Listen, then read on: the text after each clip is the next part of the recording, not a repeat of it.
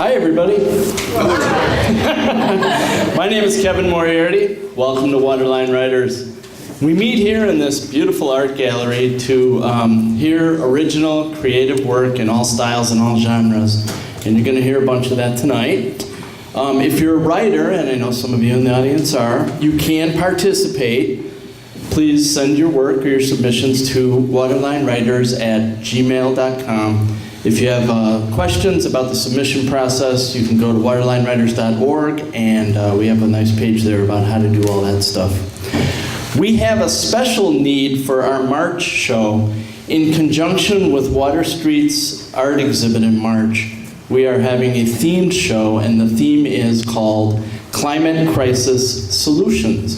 So if you have any writing, poetry, essays, fiction, whatever, related to that theme, please give us a shout. We'd really appreciate it. In addition to our featured writers tonight, we're going to have an open mic right after the event. If you're going to read at the open mic, there's a 5-minute limit. We have a hook over there somewhere, which we will use. If you did not get a chance to sign up, the sign-up sheet's on the counter in the back, and you can sign up during the break. For those of you who donated $5 at the door, we really appreciate your generosity. The proceeds go to the writers, and some of the proceeds go to Water Street Studios. If you buy a book from one of tonight's authors, I believe there's some books back there somewhere, we'll give you your $5 donation back. You see the cameras. We're recording tonight's for broadcast on BATV. Check our website later in the week for the show times. We'll tell you when they tell us. There is a class happening here in Water Street, and enrollment is now open for a class called Take My Word For It. It's a national program for kids ages 8 to 12. The classes are held here at Water Street beginning January 21st, which I think is a Wednesday? Yeah. It's a Wednesday from 4 to 5 p.m. The instructor is Kimberly Gachis, who is one of tonight's readers. Kimberly, raise your hand. That's her section over there. You will find out later. And there's more information in tonight's program about that also, and on our website. And there's handouts in the back. And there's handouts in the back there. That's right. Okay, enough of me yapping for now. Our first writer, Mike O'Mary, is the author of Wise Men and Other Stories and The Note. His essays have been featured in the Chicago Tribune, the Denver Post, and the Baltimore Sun. Mike is also founder of Dream of Things, an independent book publisher focused on memoir and essay collections. Mike is a graduate of Knox College, the University of Montana Creative Writing Program, and the Second City Comedy Writing Program. Mike, come on up, please.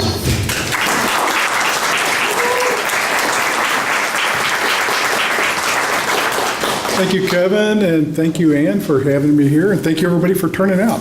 Happy holidays. I've got two short, kind of holiday-related essays that I'd like to share, so I'm going to get right to it. The first one is called The Top 10. At the end of each year, everybody scrambles to come up with the top 10. The top 10 songs, the top 10 movies. On New Year's Eve, 1999, somebody even came up with a list of the top 10 historical events of the 20th century. It's pretty heady stuff. I would like to propose a more modest list, a personal top 10. What would you list among your own top 10 accomplishments last year? What were the 10 nicest things that happened to you?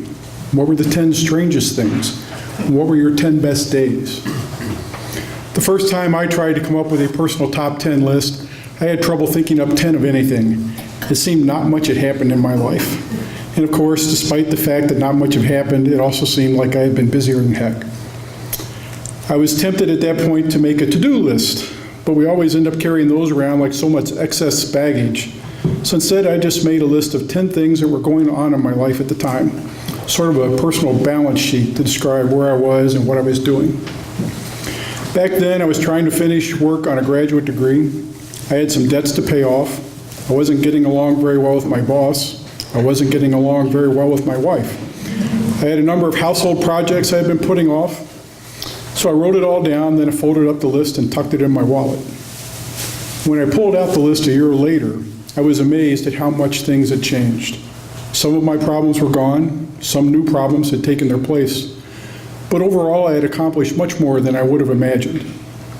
Since then, I have produced a balance sheet and list of accomplishments every year. Some of the things that made my list this year: I did more writing than last year. I also argued less with my wife. I'm pretty sure the two are related. I paid off some debts, saved some money, started one new friendship, and renewed an old one. I even started piano lessons again, something I had started and stopped years ago. Among my 10 best days, I'd count any of the dozen or so that I took my daughter to the playground so she could play, after which we sat and watched the evening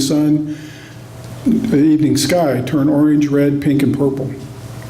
In the strange category, I was asked by a group of local citizens who are campaigning against substance abuse to join their group. That's strange because when I was younger, I probably could have been their poster boy. So I had ambiguous feelings about joining this group, but in the end, I realized they were primarily against abuse as opposed to substance, so I joined their cause. The result of all this is that I highly recommend taking a look at where you've been and what's going on around you right now. And if you need a confidence builder, make a done list instead of a to-do list. List 10 things that you've done this past year and then check them off. You'll find that you're not drifting aimlessly through life. Whether it was conscious or not, you've set a course for yourself. The things that are important to you will become obvious because they will crop up again and again on your list of accomplishments. Or else you'll notice that after listing your accomplishments, you still have an empty feeling. One particular thing isn't on the list. In either case, you'll learn what's important to you, and you can determine whether you are on course, slightly off course, or in need of a refresher course in cartography. In our trek through life, we tend to revisit the same places. Sometimes the best way to figure out where you're going is to look at where you've already been. So one more essay. This one is called Unwrapping Our Gifts. When we open our presents at Christmas, I am in charge of gathering up the wrapping paper. I don't know exactly when or why I became my family's designated cleaner-upper, but over the years, as I've gotten to know myself a little bit better, I understand that this was no accident. Getting rid of the wrapping paper is part of who I am. I learned from my mother how to wrap gifts. She wrapped things in plain white tissue with a simple ribbon and handmade bow. After all the presents had been opened, she gathered up the tissue, paper, the ribbons, and bows and saved them to be used again next year. After witnessing her simple and efficient methods for years, I was amazed to learn how much effort some people put into wrapping Christmas presents. I don't fault people who go to the time and trouble to wrap a gift nicely, but we do need to keep things in perspective. I think we all agree that when it comes to gifts, it is the thought that counts. And a gift wrap, being once removed from the gift and twice removed from the thought, should actually matter hardly at all. So that's why I'm out there getting rid of the wrapping paper as soon as it comes off the gift. I figure the fewer distractions there are, the more likely we are to get down to the important things, the good feelings between the person receiving the gift and the person giving it. If I could, I'd even get rid of the gifts, but I've been told I will be banned from all future family functions if I start hauling away presents as soon as they're opened. One of my friends is always telling me, I'll hold a strong thought for you. And that's what I want under the tree. In a perfect world, we'd remove the wrapping paper and find strong thoughts from all our friends and relatives. And when I stop and think about it, that's exactly what I get. But still, every once in a while, the thought gets lost in the shuffle. That's why I think it would be nice if we could do away with the gift wrap and the presents. Then we could all sit around the tree on Christmas morning and share our thoughts with each other. But most of us can't quite bring ourselves to do that. The kids probably wouldn't understand that kind of Christmas. And there's something to be said for the joy of giving. It's the pros and cons of issues like this that make me think life is not so much wonderful as it is ambiguous. Fortunately, wonder and ambiguity are not mutually exclusive. I myself would probably not be very good at sitting around a tree telling people how I feel about them. I suspect many people are the same way. That's why we enjoy giving presents. If we can't tell them how we feel, we can at least try to show them with a little gift at Christmas. And if you've really neglected someone throughout the year, you can get them a big gift at Christmas. Retailers love guilt. We are funny creatures. We usually know what's important, but those things seem so weighty and imposing that we are easily distracted. We go bowling when we know in our hearts and souls that we should be spending time with our children. Or we don't go bowling when we know in our hearts and souls that we need time to relax and be with friends. I think it was Aristophanes who first said that many of life's mysteries would be solved if there were only some magic formula to accurately determine whether it is the right time or the wrong time in one's life to go bowling. And of course, we spend lots of money on Christmas presents when all most people want to know is that they are loved. Anyway, I said it was no accident that I ended up being the one in my family to gather up the wrapping paper at Christmas. I've spent a lot of time in my life trying to find the right balance between the package and the contents, between the things we regard as distractions and the things we consider to hold meaning. Along the way, I've known a number of people who have spent the better part of their lives focusing on their own personal gift wrap. Appearance is everything. They wrap themselves up without realizing that many people would be more interested in what's inside. And I've known yet another group of people who have spent their lives stripping away the distractions. These people are best described as focused. They figure out what they want to do with their lives, and they focus on that, refusing to be sidetracked. They have found their gifts, but they sometimes forget to share them. As with most things, the answer probably lies in moderation. It's true that too many distractions can prevent us from realizing who we are, who and what we are, and for being aware. But in keeping with life's ambiguity, it's those same distractions that give life its rich texture. We don't need to become hermits, but in everything we do, we need to try to find what's important. I have an inkling of what's important at Christmas, and since I can't strip away the gifts, the least I can do is get rid of the wrapping paper. So here's wishing you an uncluttered Christmas and a very ambiguous New Year.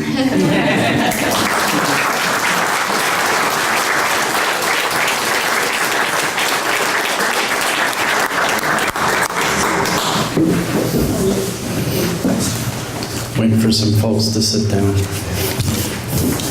Our next writer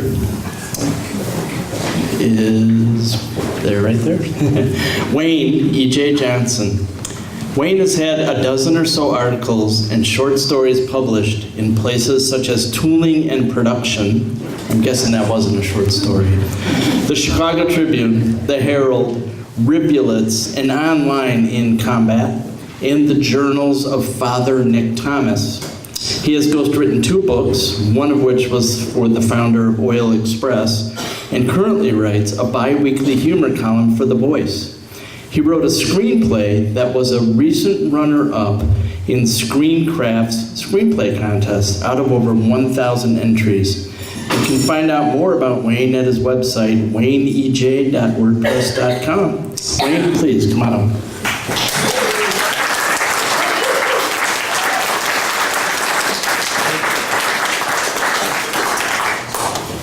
Thank you. It's nice to see so many smiling faces out here tonight. Hopefully you'll still be smiling when I'm done here. I also have a holiday-themed piece.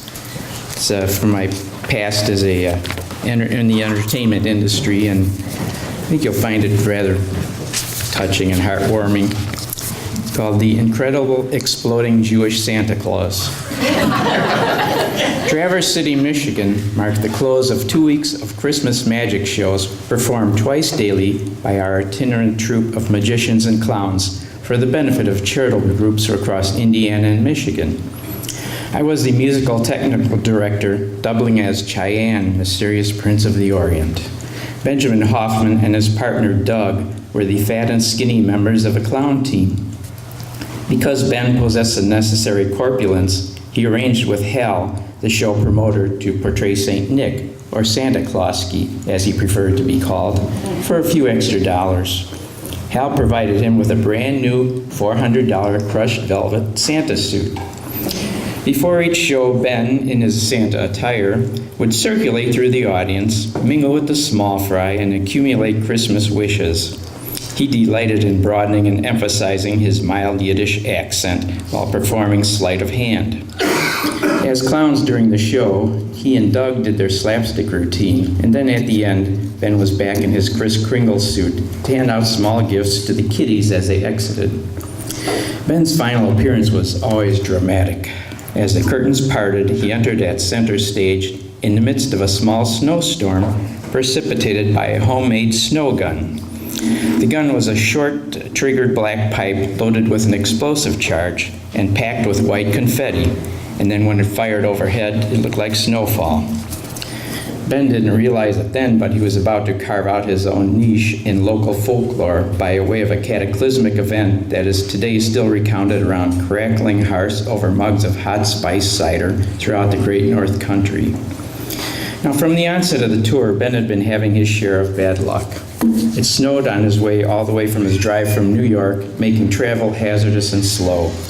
Somewhere in Ohio, he had to buy 4 new tires for his used van he just purchased a week earlier.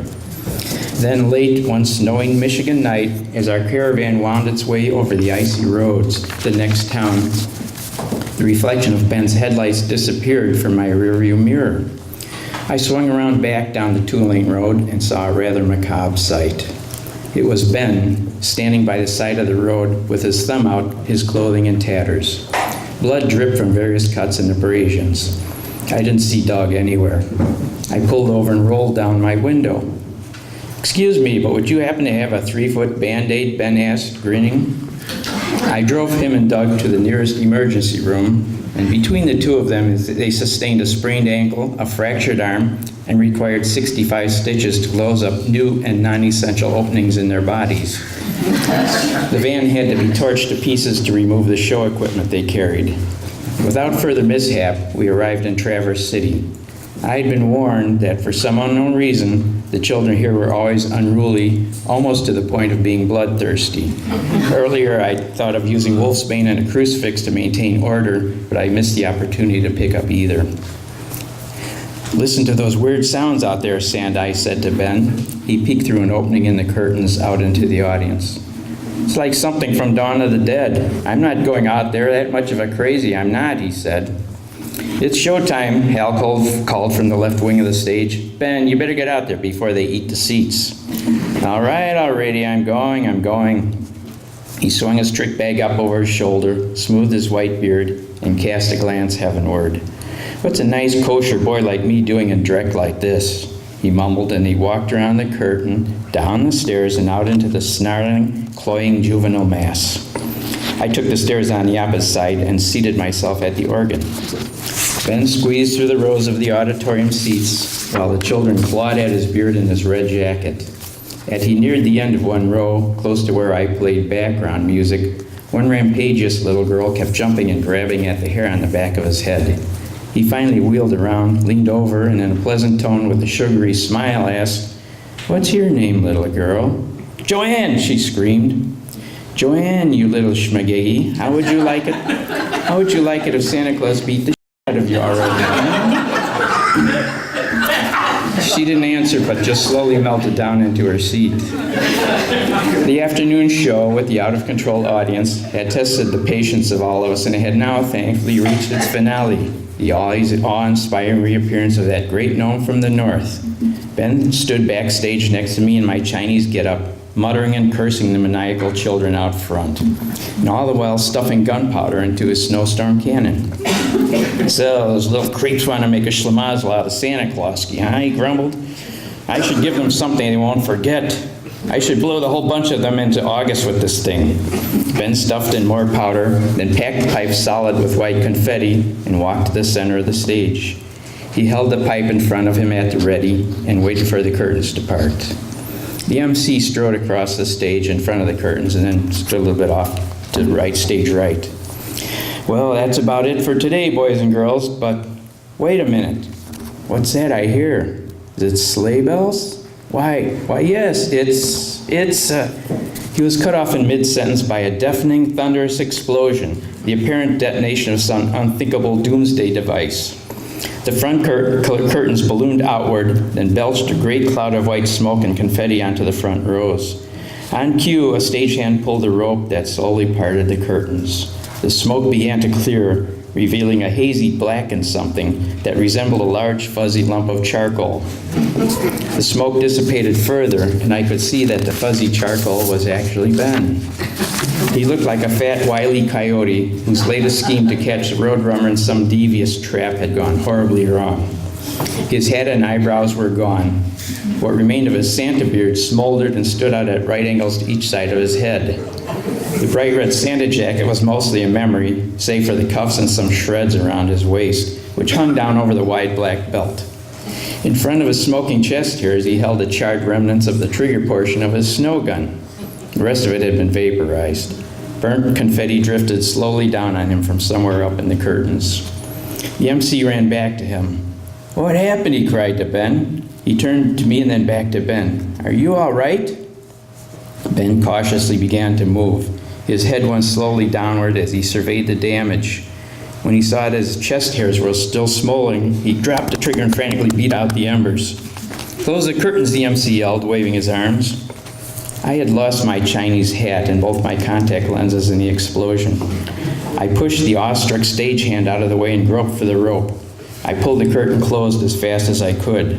Again, the MC asked Ben, "Are you all right?" "You should be all right," Ben sighed.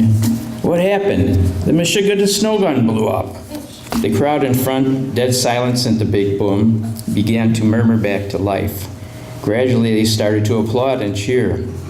Hal burst through the curtains, almost running into Ben. He took one look at Ben and then stepped back. "My God, are you okay?" In the instant before Ben could reply, the image of the once beautiful Santa suit must have sprung to prominence in Hal's brain. Reality hit. Tears welled up in his eyes. My suit.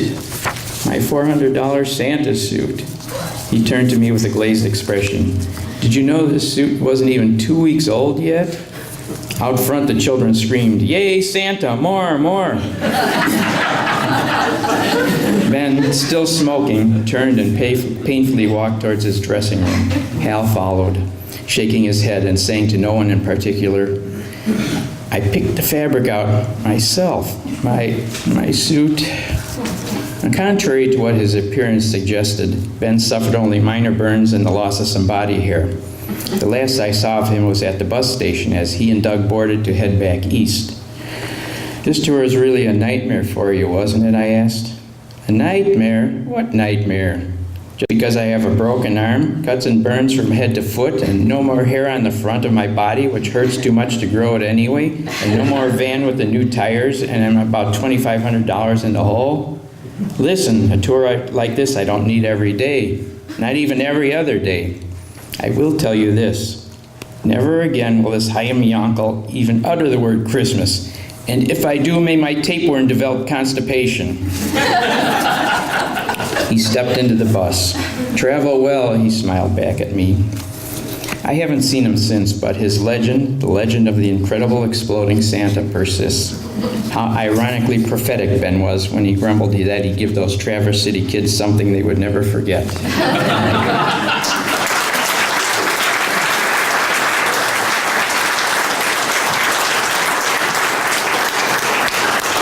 Thank you, Wayne. Thanks a lot. Okay, our next writer, the one with the entourage. Kimberly Gotches is currently the Public Relations and Adult Program Associate at the Geneva Public Library, where she also co-facilitates the Night Writers Workshop. She is a member of the Society of Children's Book Writers and Illustrators and tells stories at the Illinois Storytelling Inc. open mic events. She participates in Galleries Are for Writers Too, a workshop held here at Water Street Studios, and she's going to be teaching a creative writing class also here for kids called Take My Word For It beginning in January.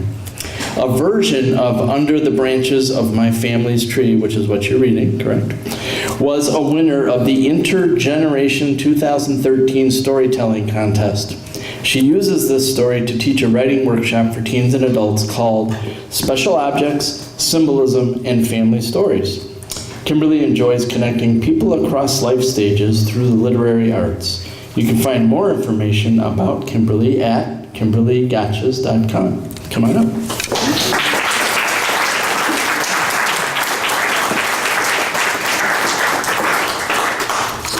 I have to use this because I'm Greek and I talk with my hands, so.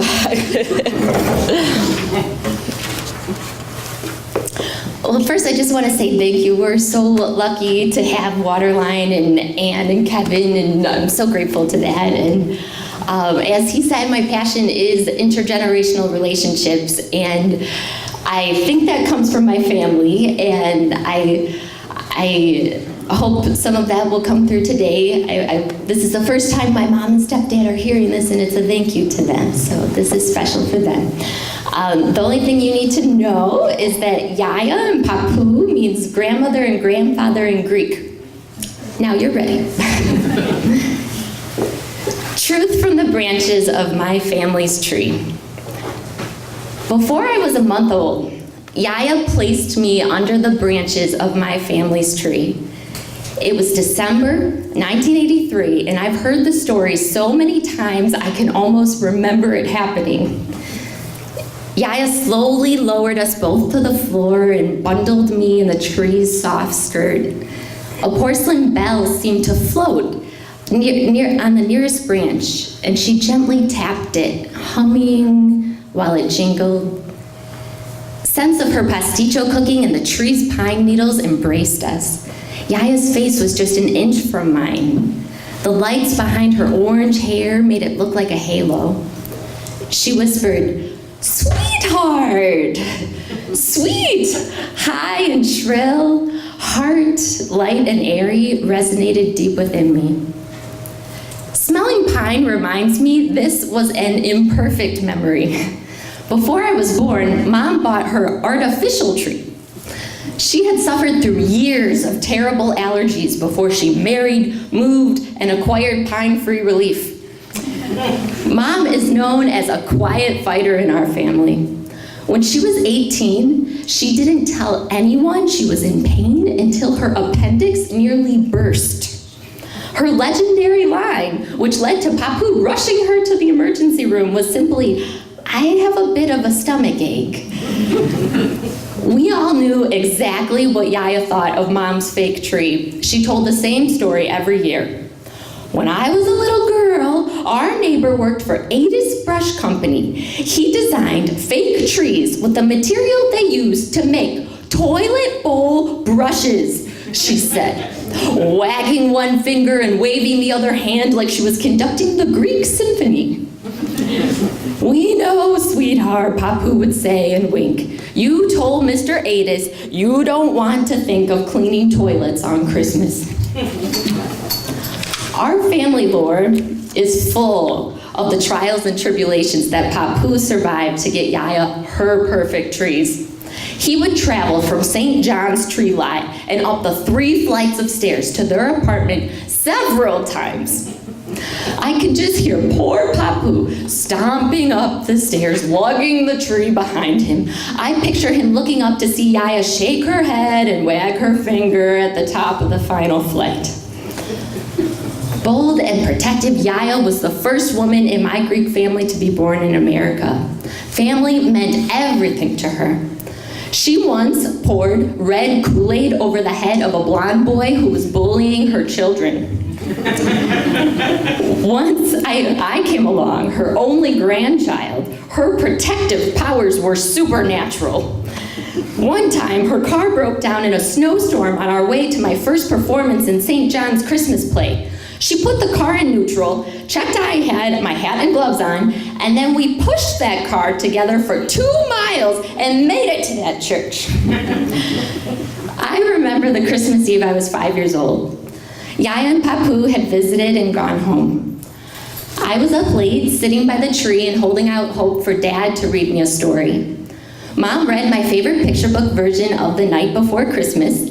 During her third reading of it, this time using different accents on every page, my eyes finally became too heavy and I let her guide me to bed.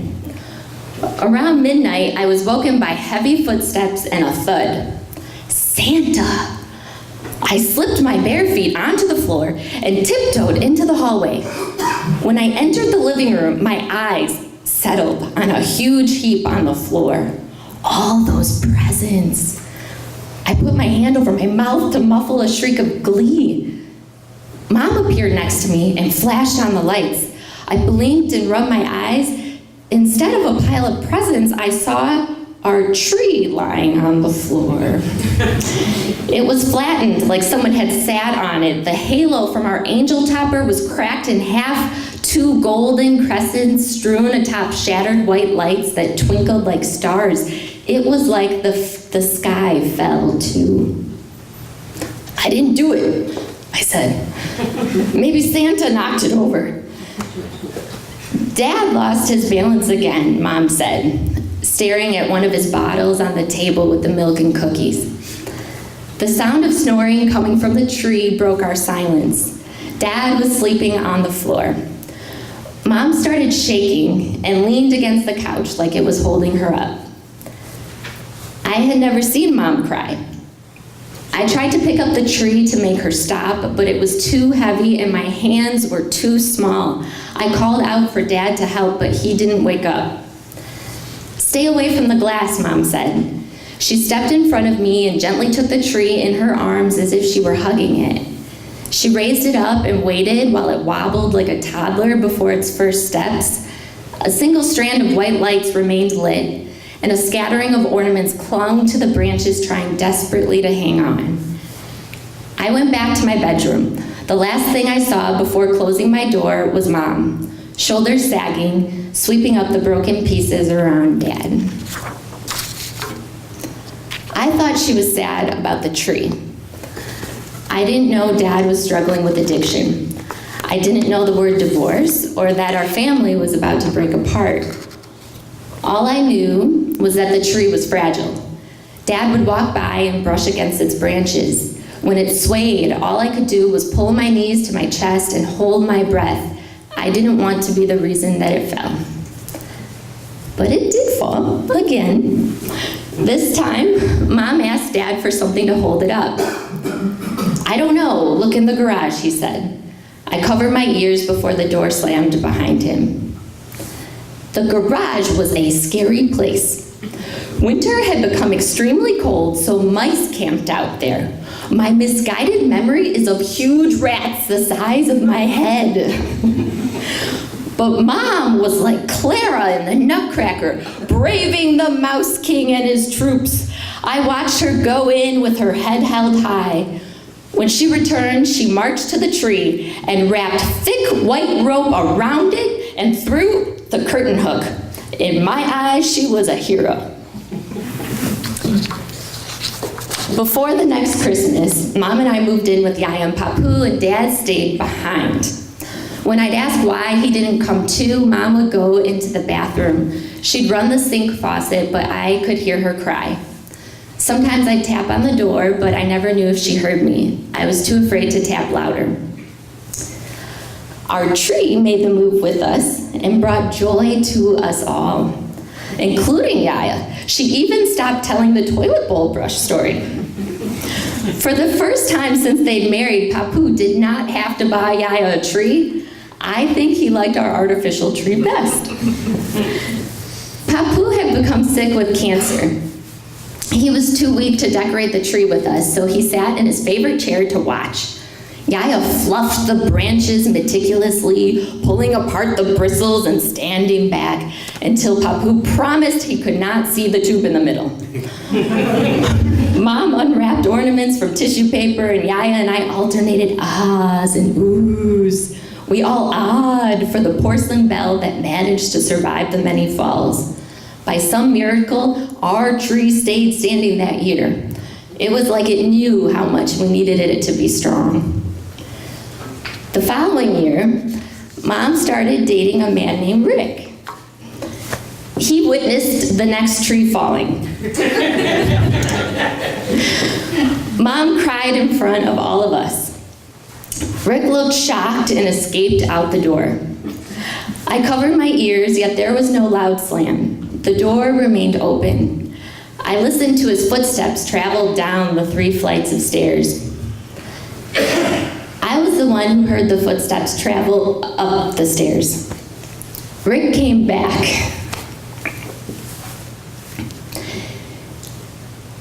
He had a toolbox in one hand and a piece of wood in the other. Testing his power drill with determination, he immediately went to work. He screwed the tree stand to the wood so firmly it looked like it would never move again. Yaya looked at Papu and nodded her approval, something we all knew was almost impossible to get. I think Papu knew his daughter and granddaughter were in good hands. He passed away 6 days before Christmas. The last year we had with Yaya, she was struggling with dementia. Mom bought her a real tree and carried it into the nursing home herself, sniffling and tearing. I told Yaya the story of her placing me under the Christmas tree. "Sweetheart," she called, right on cue. The sound of her voice ringing and resonating like the porcelain bell she'd given me. Sometimes the stories we tell rise above our fragile memories. Mom's tree has been passed down to me.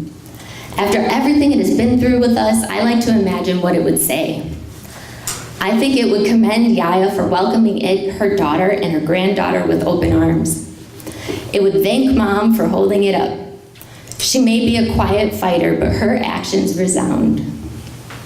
It would forgive Dad, assuring him there were men who took good care of his daughter when he couldn't. In honor of the strong women in my family, I decorate my tree with garland made of rope. In honor of the strong men in my family, I stand it on Rick's piece of wood.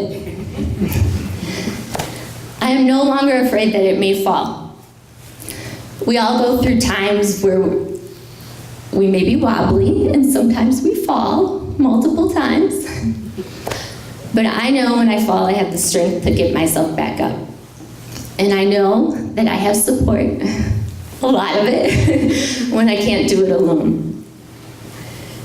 Since the very first day Yaya laid me under the branches of my family's tree, this truth has grown inside of me. Thank you.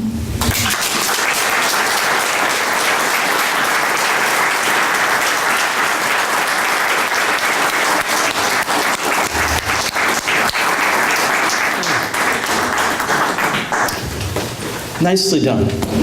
Even tearing me up a little. You know, I think I'm going to try this, do this with my, no, forget it. Our next writer, his name is Harold Walker. Harold retired from the U.S. Marine Corps, where in 1969 and 1970, he served in Vietnam as a helicopter pilot. Following active duty, he remained in the Marine Corps Reserve as a Huey helicopter pilot, and his reserve squadron was activated for Desert Storm. He retired from the Marine Corps Reserve in 1996 with the rank of Lieutenant Colonel.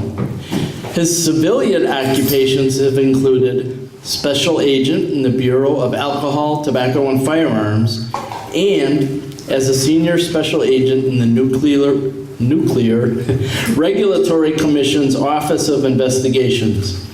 Upon retiring yet again, third time now, he became a licensed private investigator. Harold has written extensively about his tour of duty in Vietnam, and that work is currently being serialized for the Marine Corps History Branch. Murder on the Floodways is Harold's first excursion into the world of literature. By utilizing his skills as an investigator, he undertook a 4-year investigation into a vicious killing that took place in his family's small bucolic cotton farm in southeast Missouri when he was 12 years old. And that's what he's going to be reading from tonight. Harold, please.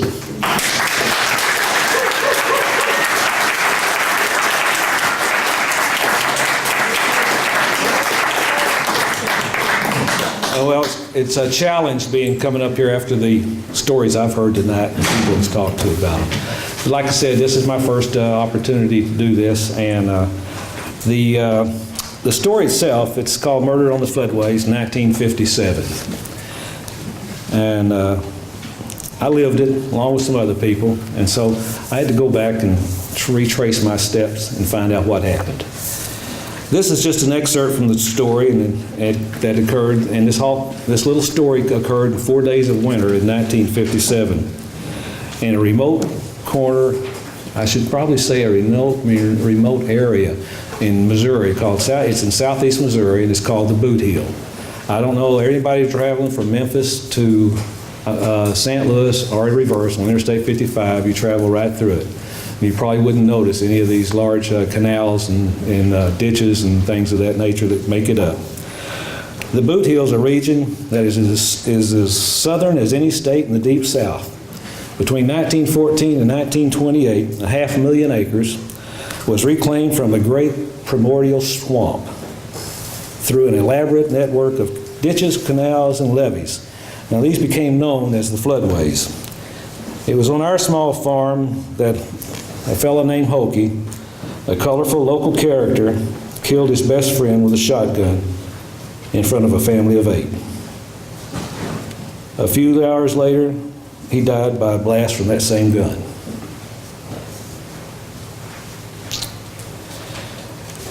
This story I try to relive the chilling horror, the mystery, and the mournful aftermath of that cold December night as experienced by my family as we were unexpectedly propelled into a night of terror.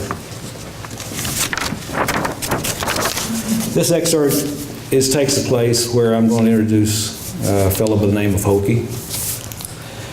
Donald Ray Busby was known to his friends and family alike as Hokey. How he got that name, no one really knows. I went back and there was no one that knew why he was ever called Hokey. At 22 years of age, however, 5 feet 8 inches tall and 130 pounds, he bore chiseled features, pale blue eyes, dark blonde hair, and he wore it in that popular rockabilly style of the 50s. He had a wide smile, even teeth, and he wore Levi's, when most farm hands in that era wore nothing more than overalls. He drove a fast car. He had a mean streak. And an aura of restlessness and mystery always surrounded him. To me, he was a cowboy. I thought of him as such. I was 12 years old at that time, and I couldn't remember when I didn't know Hokey. He was the oldest son of Bill and Ruth, and older brother of my best friend Raymond. On many lazy days during the summer of 1957, late in the day when an additional hour or so of daylight was available, and the sun seemed to stand still in the west before settling into the trees over the canals, I went fishing on the floodways with my best friend Raymond. Sometimes Hokey would drop by to see how we were doing, but I don't recall him ever fishing.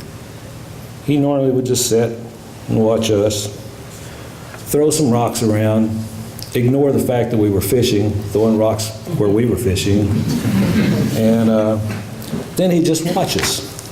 I'd always wondered what Hokey was thinking about, but not long, because you didn't want to question him or look at him too long. The floodways, 5 canals, each one of them the size of a river, were unique. It was a place of solitude where one could relax in quiet reflection, or fish, or take a quick swim to cool off in one of the popular and isolated swimming holes. It was in one of those swimming holes years later that my brother saved the life of a friend, becoming a hero, becoming a local hero and my hero to this day. During that time of year, the floodways had a deep natural beauty, a lush jungle-like panorama woven from various shades of green that was both inviting and foreboding. The greenery was interspersed with random splashes of color and exotic sounds. All manner of birds and insects permeated the landscape, especially during those hours before dusk and before evening, between dusk and evening. Great winged dragonflies that I loved so dearly hovered low over the slow-moving streams. Their prismed wings would draw exotic colors that you could see from the last rays of sunlight that wasn't seen in our everyday existence, as they feasted on droves of butterflies, droves of mosquitoes and water bugs. Turtles in those floodways lounged on old waterlogged tree limbs that bobbed up and down in sync with nature and the slow-moving current. Full-throated bellowing of bullfrogs always began near dusk, intermingling with the melodious whistling of various birds, echoing against the Cotton Belt Railroad trestles that spanned the floodways. These trestles remained about 60 feet high above water level. On one of those occasions I'd like to talk about, during the late afternoon, as Raymond and I fished from a trestle on one of the canals, which we call Bay Ditch, some 60 feet above the surface of the water, as we languished there, talking, trying to be quiet, one eye on Hokey, one eye on the fishing. Something grabbed hold of my line, darn near pulled the rod and reel out of my hands. All attention then shifted toward me. Raymond, who was smoking a rodeo, began yelling, "Bring it in," screaming, "Bring it in." He moved further away from me to ensure our fishing lines wouldn't get entangled. Then Hokey looked up in amusement. He just grinned. I was nervous, scared. I thought maybe I'd hooked a big turtle as I reeled in the line. The funny thing about this was that there was no prior indication on the fishing line. Normally when you're fishing, you can feel a nibble. You can feel something going on. There was nothing. And all of a sudden, the bait on my hook was taken, and the red bobber went straight down, right down. You couldn't see it. Boom, it went down. Something had it. The red cap floater that kept my hook at about the 3 feet deep level had unexpectedly zoomed several feet underwater, disappearing before I could even react. The struggle then was with me and the reel and the mystery fish. He had threatened to break my 30-pound line. And within moments, the line went inexplicably slack. I thought, thank goodness, it's either bit through it, it's gone, or I pull its head off and I'll get that. Thinking the catch had broken the line, I relaxed, took a deep breath, felt good about myself. I'd lived without being pulled off the trestle. And then all of a sudden I was caught unaware again. This thing, the water erupted like a small, old faithful geyser. It was just, came straight up, and I didn't know how far, but I felt like it was going to hit me in the face. And an undulating body of a long serpent-like creature appeared to be coming straight at me at full speed. "Damn," shouted Raymond. "What the hell is that?" Now, when Raymond said, "What the hell is that?" that gave me pause. Because there wasn't anything over there that he hadn't seen, including what he said one time was elephants. I stood up, my heart beating wildly, as any, I think I was 11 years old at that time, as the beast crashed back into the water, twisting and flopping in a frenzied attempt to free itself from the hook. A primal fear gripped me, a fear down deep in my stomach. I could only think of one thing, that I had hooked a very large cotton-mouthed water moccasin. Now that's a terrible, deadly snake that plies the southern waterways. And Hokey, who sat nearby, he recognized the fear and the terror in my eyes. The creature probably weighed in between 12 to 15 pounds. Now that's a lot. 12-pound test line, that was pushing it. He was let me get this back. It was a gar, an alligator gar, a denizen of slow-moving southern waters, a much-feared megafish with a crocodile-like head and rows of sharp teeth. Has anybody here seen one? That's an apt description, isn't it? No one ever eats a gar. They shoot them from the safety of the trestles. They bludgeon them to death when caught on fishing lines. I'd never hooked one before and certainly had never seen one this big or this aggressive. The beast had mistaken my bait for some of the overpopulation of brim, perch, crappie, and catfish. My lucky day. My dog, Buddy, he was a beautiful, full-maned collie. And he stood probably about knee-high, and he wasn't afraid of anything. Buddy was my constant friend, and he helped me through a lot of my days. What happened then, though, is he came across it. He said, and Buddy came, and he said, "No one ever eats a gar." Okay, let me get where I was. Beast was saying, my dog Buddy, a beautiful full-maned collie, hearing the commotion, he came running. But when he saw the gar, he stopped in mid-stride and began inching toward it little by little, jumping backward whenever the creature's mouth turned toward him, which I did too. I moved away from the creature while keeping it on the trestle so that it wouldn't fall through the ties. If it was flopping around, my line was securely set, which I hated. It was securely set in its mouth. I couldn't take my eyes off of it. Although hideous looking, which a gar is, I felt a certain respect. I began to feel a certain respect for its zest for life. It would fight me all the way. Buddy barked, Raymond laughed, and I moved around in order to remain clear of the monster. One person, however, came straight ahead with no apparent fear or hesitation. It was Hokie. He walked toward the gar. He grabbed the fishing line about 2 feet from the mouth of the beast, wrapped the line around his hand, drew a big boy-like knife off his belt, and in one easy motion, slashed the line in two. He dragged the monster to solid ground at the end of the trestle. I walked behind him. Apprehension and relief swept over me. As Hokie walked, I noticed that in addition to his knife, he was carrying his favorite weapon, a sawed-off bolt-action .22 rifle with a crude pistol grip wrapped in black electrical tape. It was tucked inside a makeshift holster hanging from his belt and tied to his leg. He always carried a gun of some kind, but this wasn't uncommon for the floodways.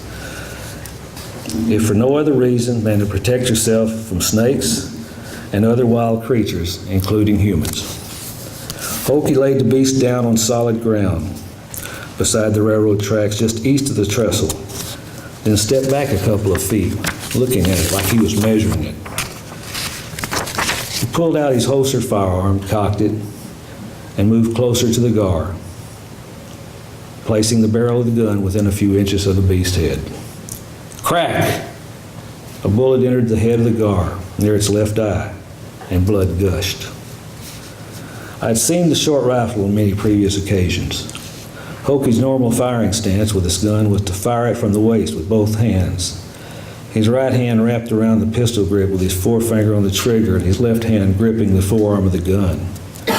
He practiced shooting at tin cans and snakes, yet, to my amazement, he was still an awful shot. He couldn't hit anything with any accuracy beyond a few feet with that homemade chopped-down firearm. I thought he went to an awful lot of trouble making that gun, when in my opinion, a shotgun would have been much more effective and easier to hold. Still, I wouldn't say any such thing to him, remembering he was kind of unpredictable. As he walked away from the gar, with 2 shots in the gar, there was still some feeble movement visible as the gar's gills pumped for water. And as if it was still in the water, it tried to swim away from this assault. Hokie, looking back, noticed the continued movement. He returned. Crack! Another bullet bit into the head of the monster, already bloodied from the assault it had endured. Finally, it lay still. Hokie holstered his gun, and rather than walk away, he nudged the beast with his toe. He nudged the beast with his toe a couple of times, and again, the beast moved. I couldn't believe it, but he did. I thought maybe it's just a death spasm. Hokie recoiled, just like Buddy. He jumped backwards, immediately enraged. He shouted, showing a rage that seemed to come from nowhere. I stood transfixed. Raymond, his brother, turned his face away. Once again, pulling that big boy from his belt, he grabbed the line still protruding from the beast's mouth. He dragged the gar up on the steel rails, carefully placing its head onto one of the rails and his left foot boot on the body of the gar, some 2 to 3 inches behind the gills. Then, with deliberate precision, he placed the razor-sharp buoy directly against the beast's leathery hide, next to his boot. In one swift motion, he drew the blade across the gar, cleanly slicing off its head. I watched as its eyes grew dim with death. Take that, he said. You're dead now, ain't you? Grinning, he grabbed hold of the fishing line, still protruding from the mouth of the beast, whose head was separated from the body. and carried the head high like a trophy back to the center of the trestle where Raymond and I stood. Headless body of Gar remained on the railroad tracks where the bludgeoning had taken place. "Thanks," I said to Hokie with a nervous laugh. "That thing sure scared the heck out of me." He grinned and said, "Well, it ain't gonna scare nobody no more, is it?" while tossing the creature's head in a high arc back into the ditch. "It'll make good supper for the turtles and moccasins, and the rest can rot," as a reminder to the others. I wasn't quite sure what he meant about the others, but I wasn't going to ask. It was getting dark, and I'd had enough for this day, and was getting sick to my stomach after the bloody encounter. Grabbing my fishing pole, I tossed what remained of the red worms into the ditch. I felt like the fish deserved to eat undisturbed after all this. I bid goodbye to Raymond and Hokie as Buddy and I made our way home, giving wide berth to the body of the Gar where flies were already beginning to gather. He'd be real right by tomorrow, I thought. I walked the railroad tracks back to where waist-high weeds covered the narrow path to the cotton field near my house. Buddy, ever my protector, took the lead in the tall weeds, watching for any transient moccasin that might be lying in wait. Living on the floodways meant you had to always be there, because you couldn't ever trust that a moccasin wouldn't be waiting on you and strike when you least expected it. Thank you very much.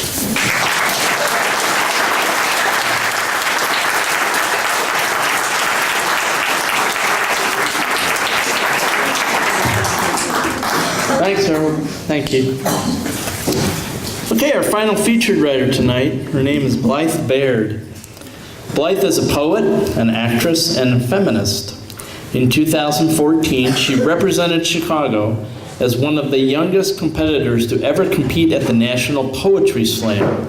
Her work has been published by the Huffington Post, Write Bloody, Chicago Literati, and Bonango Street, among others. She's currently studying creative writing and women's studies at Hamline University in St. Paul, Minnesota. Her first full-length book of poems is coming out soon through Where Are You Press in 2015. If you want to know more about Blythe, you can check out her website at blythebrooklyn.tumblr.com. And there she is. Come on up, Blythe.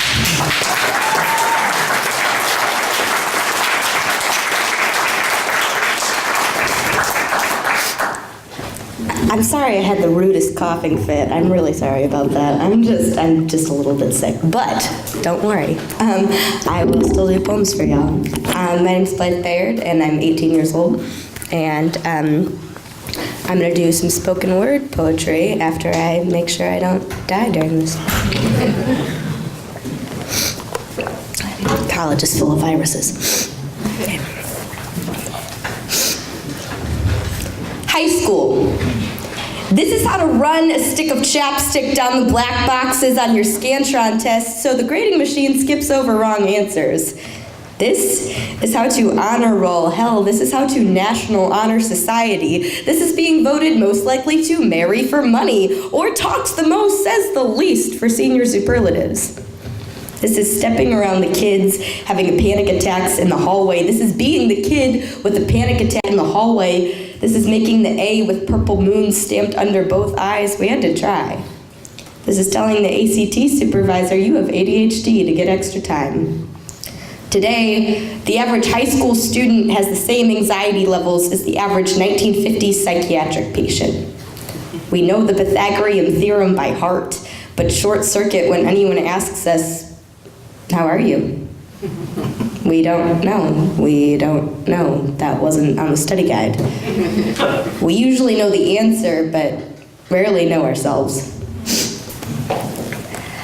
This next poem is currently available in a book called We Will Be Shelter, and it's an anthology edited by Andrea Gibson, and it's at Barnes & Noble right now on Amazon and all that good stuff. That's this one. Girl Code 101. We are the finaglers. The exceptions. The girls who have not run the mile in 4 years, who layer deep V-necks with excuses, eyelashes, bat wiffle balls at the male gym teachers. We are the girls taught to survive by using our bodies as Swiss Army knives. Calculated scrunch nose giggles and friendly forearm lingers. You're so funny, please don't touch me. We convince ourselves there is protection in being polite. Now, you can go first. Girls, we have to be nice. Male kindness is so alien to us, we assume it is seduction every time. We remember age 9, the first time we are catcalled. 12, fraudulent bodies calling us women before we have the chance to. 13, the year Dad says wearing short skirts in the city is like driving without a seatbelt. 15, we are the unmarked tardies, waved attentions, honorable mentions, and lush floral dresses. 16, we are the public school mannequins. 17, we know the answer, but do not raise our hands. Instead, we are answering to guidance counselors who ask us, well, what were you wearing?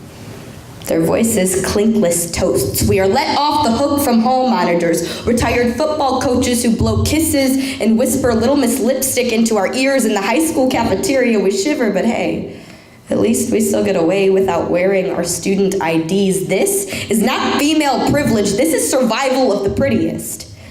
We are playing the first game we learned how to. We are the asses smacked by boys who made welcome mats of our yoga pants. We are easily startled. Who wouldn't be? We are barked at from the street. We are the girls petrified of the business school boys who learn to manifest success by refusing to take no for an answer. And I wonder what it says about me that I feel pretty in a dress, but powerful in a suit. If misogyny has been coiled inside of me for so long, I forget I will not stand before an impatient judge with an Adam's apple, hand-grasping gavel, ready to pound a wooden mark. Give me a God I can relate to. Commandments from a voice both soft and powerful. Give me one accomplishment of Mary's that did not involve her vagina. Give me decisions, a wordless wardrobe and opinionless dress. Give me a city where my body is not public property. Once, my friend and I got catcalled on Michigan Avenue, and she said, "F*** you." Well, I said, "Thank you," like I was trained to. Thank you.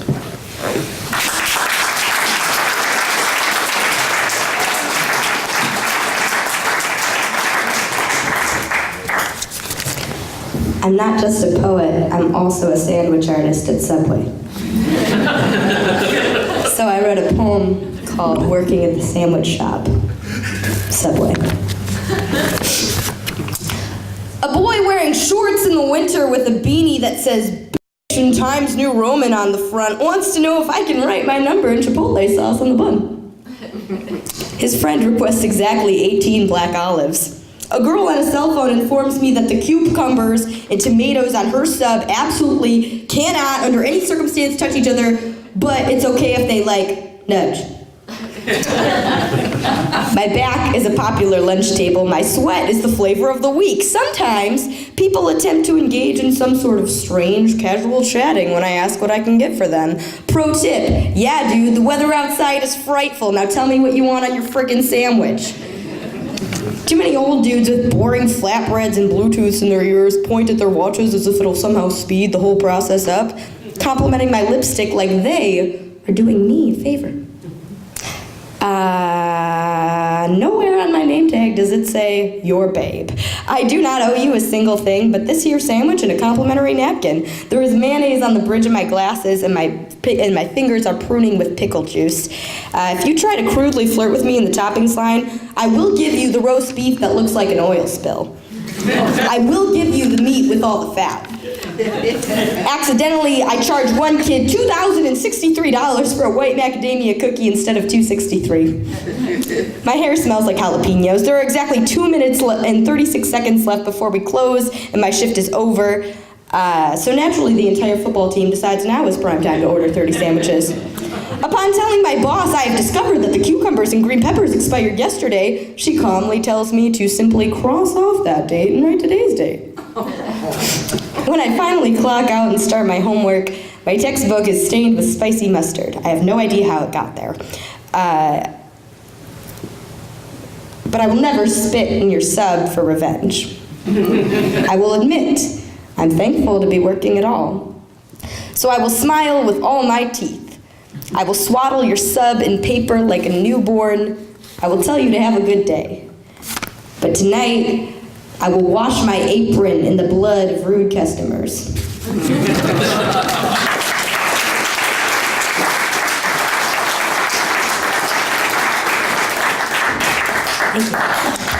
This last poem is really short, and it's called Theories About the Universe. And the cool thing about this poem is I wasn't really writing it seriously. I wrote it when I was like 17 and doing the 30-30 challenge, writing a poem every day for 30 days.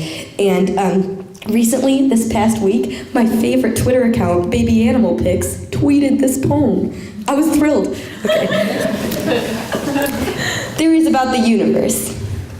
I'm trying to see things in perspective. My dog wants a bite of my peanut butter chocolate chip bagel, but I do not give it to her because chocolate makes dogs very sick. She does not understand this. She pouts and wraps herself around my leg like a scarf and purrs and tries to convince me to give her just a tiny bit. When I do not give in, she eventually gives up and lays in the corner under the piano, drooping and sad. Maybe the universe has my best interest in mind like I have my dog's. When I want something with my whole being, and the universe withholds it from me, I hope the universe thinks to herself, silly girl.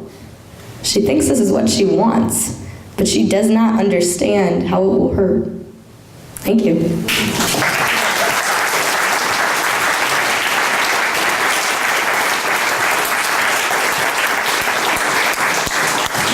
Thank you, Blythe. Nicely done. I feel old. I don't have a favorite Twitter account. Nicely done. Okay, here in the Water Street Studios, there is a workshop for poetry and spoken word artists called Wordplay. Happens here in the gallery on the fourth Friday of every month. Their next event is January 23rd. They're not going to have one in December. Anne Bagu, who is standing back there by the wall, she runs a class called Galleries Are for Writers Too. It's a drop-in writing time here at the studio. No need to sign up, just show up, $5 suggested donation. They use the artwork here on the walls as inspiration, and I understand it's a very good time. It's Kim vouches for it. It's held on the first, second, fourth, and fifth Monday of the month, Sunday rather, of the month at 7 p.m. Our next event is January 18th. I'd like to thank all of our writers tonight: Blythe Baird, Kimberly Gotchis, Wayne Johnson, Michael Mary, and Harold Walker. I'd like to thank our volunteers: Mary McHugh, Frank Rutledge, Barbara Barrows, Nick Markaviches, Ginny Klespitz, Paula Garrett, and Kristen Latour. I would like to thank Water Street Studios for letting us use this beautiful space. And most of all, I'd like to thank you guys for coming out. We really, really do appreciate it. Thank you. Good night.